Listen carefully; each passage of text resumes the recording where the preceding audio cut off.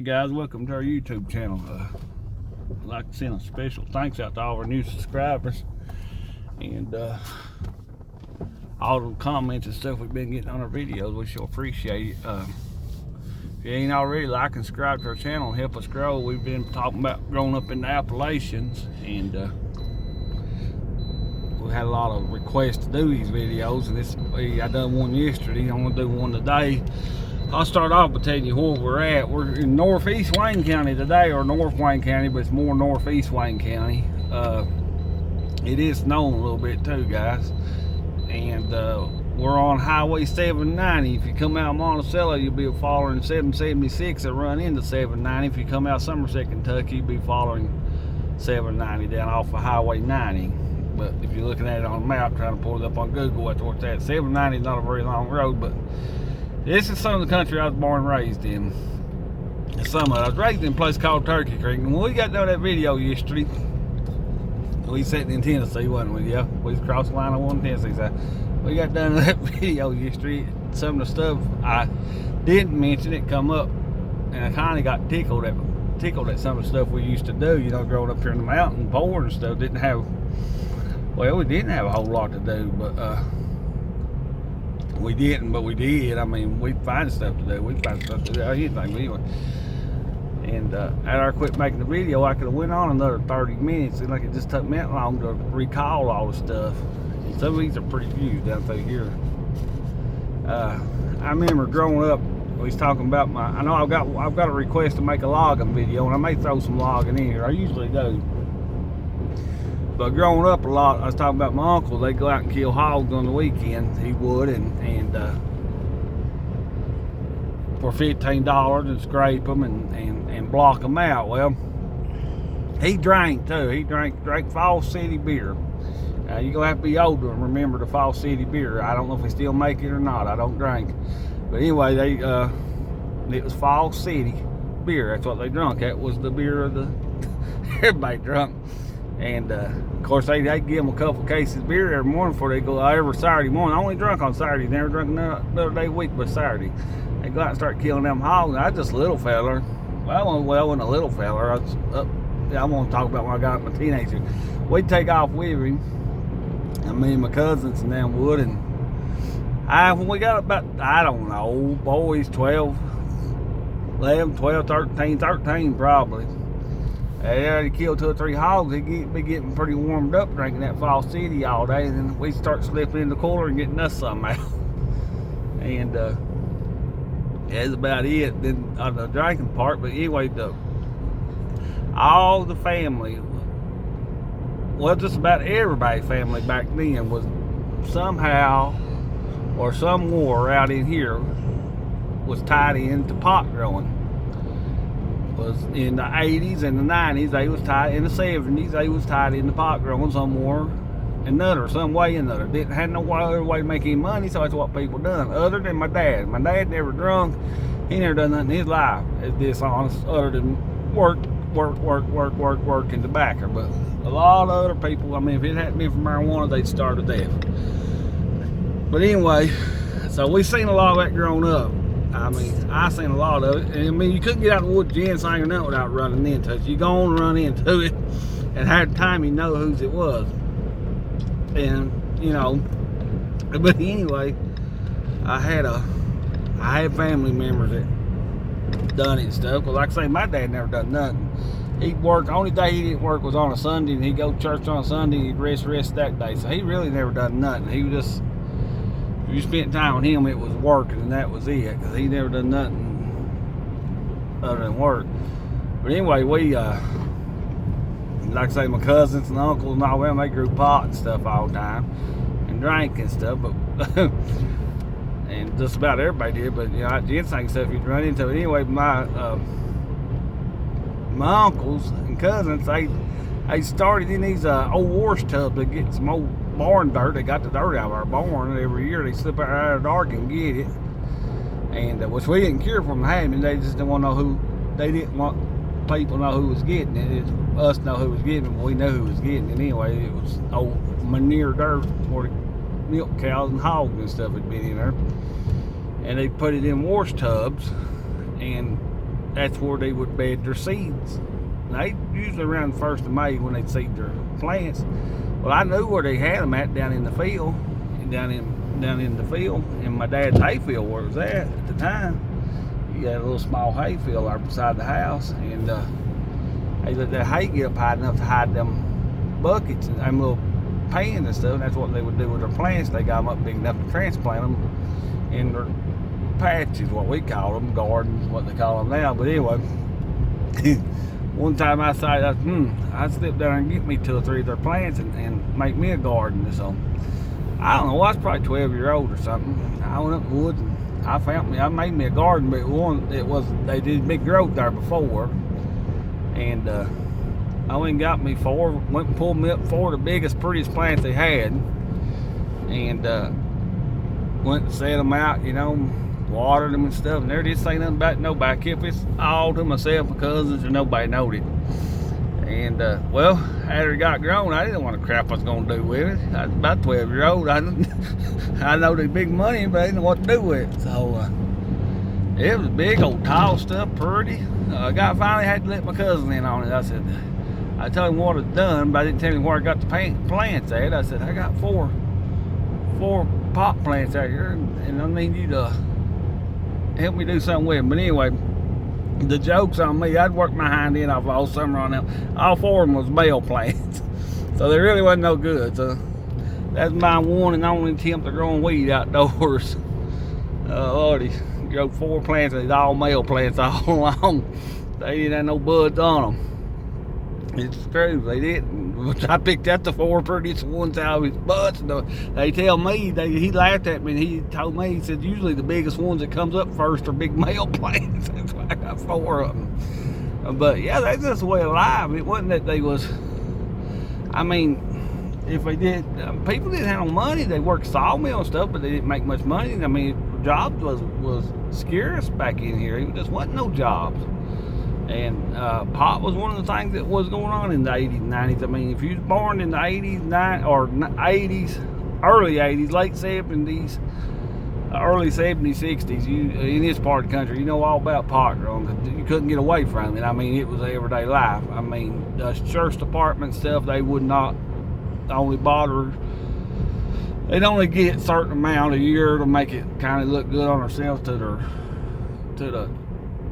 their voters and stuff, but the sheriffs and stuff, they wouldn't mess with it as much. Well, the sheriff, actually, the old sheriff told me from back years ago, he's dead and gone. Now, he told me out of his own mouth that if he went and got every marijuana plant they were in the county at that time, this was like in 97, and arrested everybody he knew it was growing pot. He said there'd be kids go hungry and kids that wouldn't have Christmas. And he said, I know it's not right, but he said, I'm not gonna do it. So it was just a way for him to survive. And but this day and time, it's played out and gone. Ain't nothing. I ain't seen a patch of marijuana since the early 2000s. I was back ginseinging. I seen a patch out ginseinging one time. But usually you couldn't get in the woods without getting on it. Certain places you had to watch. Out ginseinging and stuff, you get on somebody's patch and shoot you or something. But yeah, that was big in the hills of eastern Kentucky. Anybody from eastern Kentucky, West Virginia, they can tell you the same thing. Or grew up in the Appalachian Mountains, they know about growing that pot now. Moonshining too was big, but they still moonshine around here anyway. I don't know, well, not in Wayne County, I don't know nobody, but over McQuarrie County, they're right across the way from where I raised at, they some moonshiners. But anyway, yeah, I thought it was kind of funny. One time I tried it, I growed all 4 male plants, and there they was, this pretty picture, probably about 11 foot tall, and they's all males. But anyway, we had some fun times back then, and I remembered all kinds of matter. I made that one yesterday, and let's see, I was trying to think of something else that's funny we done so much you can't think. I don't want to tell them when my mom and them around, or be telling on myself or some stuff we done and they don't know about. I tell you what was bad to do. We was bad catch our mom. My dad usually when he went to bed he'd be wore out. He wouldn't wake up. We was bad to get the their vehicles.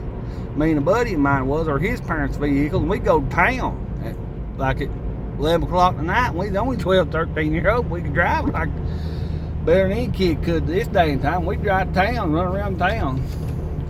And it's only like 12, 13 years old, no license, no nothing. And we done that till we probably was about 14 when we started doing it. We done that for a couple of years, but the coon hunting was a big thing, man. I was into it big. We'd get some by the time they'd be 8 or 10 of us boys get out in the woods and coon hunt and wrestle and climb trees and ride trees over and play just more or less out hanging out having a good time. But at least we was exercising while we was hanging out. Sometimes we walked 4 or 5 miles at nighttime coon hunting. But some of the stuff that we seen, so they went off the road down there. Well, yeah, there always was tales that went on.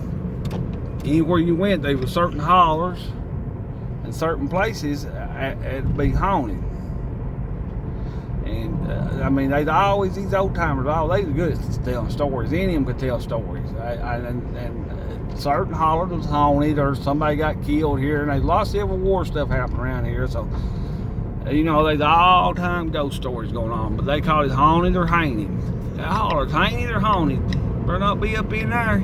Your dogs won't even get out there on your feet, they said. Well, my cousin, or no, my uncle one night was telling us boys about one night he's out drinking beer. Now, he told it to be the truth, but I think after I got older, he told us to keep us, because we used to spot like rabbits and shoot them too with 22s. I think he was trying to keep us from shooting around cemeteries. He just told us that. But anyway, he said he's out drinking some beer one night, spot coming home, had his 22 with him, and seen a rabbit hopped up in a cemetery. Said it wasn't around no graves or nothing, no rocks. So he just took his 22 shot in the head. And he said a ball of fire followed him around all that night, a big ball of fire. And he told it to be the truth. Of course, I think he's just trying to scare us boys out from shooting around graveyards. But anyway, there's a lot of cemetery stuff around. It's sure we never did play around no cemetery with no guns after that, that's for sure. Because if whether he was making the story up or not, he could convince you he was telling the truth. And they's always a haunted place or a hanged place. Anywhere you went out here in the mountains, they'd be somewhere hanging. They'd see women without heads and hear babies crying and all this stuff. And if you didn't watch, you'd get down places and really, your mind get playing tricks on you. It snowed pretty heavy up here. It's just melted off. Road's wet. We're in Pulaski County now, guys. Southern Pulaski County. But anyway, if you get out by yourself at nighttime or just you and another guy or something, you would really hear stuff. And I tell you what got us real good too.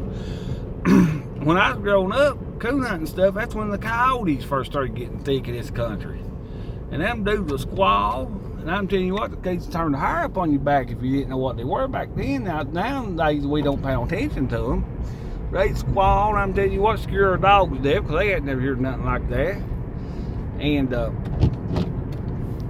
so been scared by coyotes a many night till we kind of got used to them. And they had a lot of places hanging and haunting and stuff. And a lot of them tell you places haunting, like I said, because they either had weed growing up in the hollers. They would, tell you, this holler's haunted or that holler's haunted.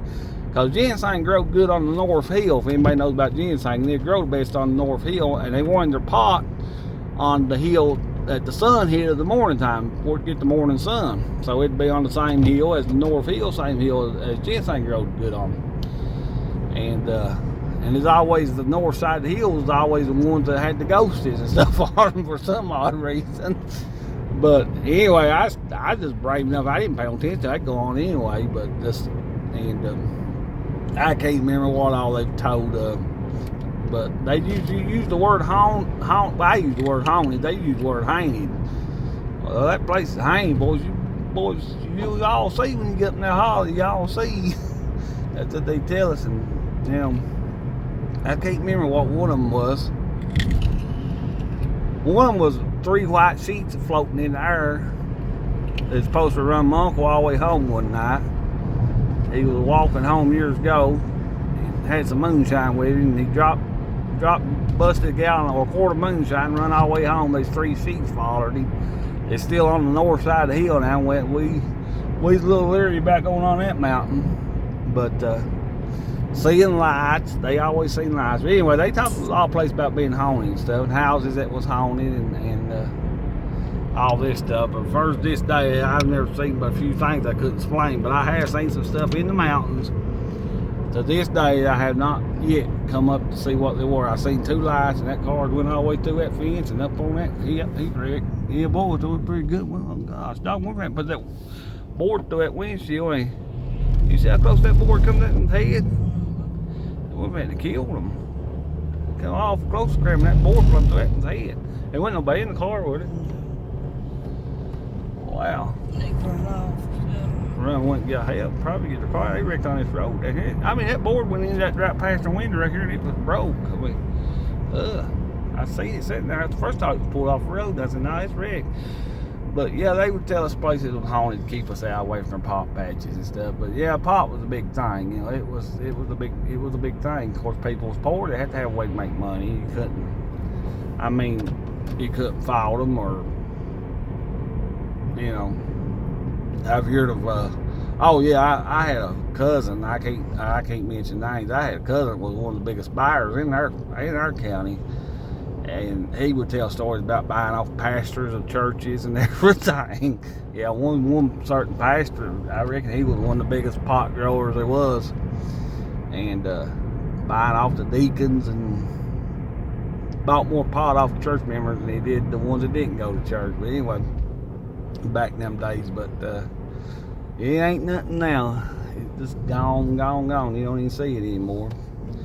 But they get so far out our way to the helicopter started flying. They take garden tillers in the woods and everything. And yeah, they'd always tell us about ghosts and ghost stories. I remember one about the 3 sheets of floating in the wind. Or floating in the wind, following them out of the woods, and they always told one on my grandpa. I didn't get into logging this time. I'm gonna have to make one on logging there. Boy would want me to make one. I probably will tomorrow or something. My grandpa and his brothers, they was all bad to drink, fight, and carry on the weekends. They worked hard through the week. This is way back in the day when everybody walked. My grandma always told this story. My grandpa, they didn't want him out drinking on the weekends. He'd leave on Friday, not come back to Sunday night, stay drunk. So my oldest aunt, which she's still living, she's 86 years old. Her and her cousins, which would be my grandpa's brothers, they made a big dummy and put ketchup or tomato juice or something on it. And they didn't have no lights back in. They know what way they'd be walking in home. They know where logs that they had to cross. It was drizzling rain that night, and they laid that dummy on the other side of that log. And I reckon it like scared Grandpa and them to death. And till the day they died, they never would tell them the difference. And when they run off, my aunt and them slipped there and got the dummy. Well, when they took people back up there, he wasn't nothing there, you know. So they just tried to break them from drinking, but it didn't work. But it scared the piss out of them. But anyway, one night, one of them was Grandpa and them was when they were repenting so much for they thought at the end of the time his rapture was coming. The moon went in the eclipse one night. They was out drinking. Grandma said, "You never heard like a praying there? What's that? It sounded like a Sunday meeting coming across the hill." They's all drunk and praying, "Lord, forgive us. We won't drink no more." The moon was in the cliffs, and they had never seen it scaring them to death. And Lord have mercy, she like to scare them blood to death. But yeah, I got all that, you know, about we was talking about tobacco, and I got off there, so well, yeah, everybody didn't grow tobacco. They grow a lot of that wild tobacco. But guys, we about to come out on the main road up here. I'm gonna jump off here, guys. I hope you liked the video. I like to thank all of our new subscribers. The channel's really growing. We want to see if we can't get over 500 viewers here in the next few days. As always, thanks for watching. We'll catch you on the next video.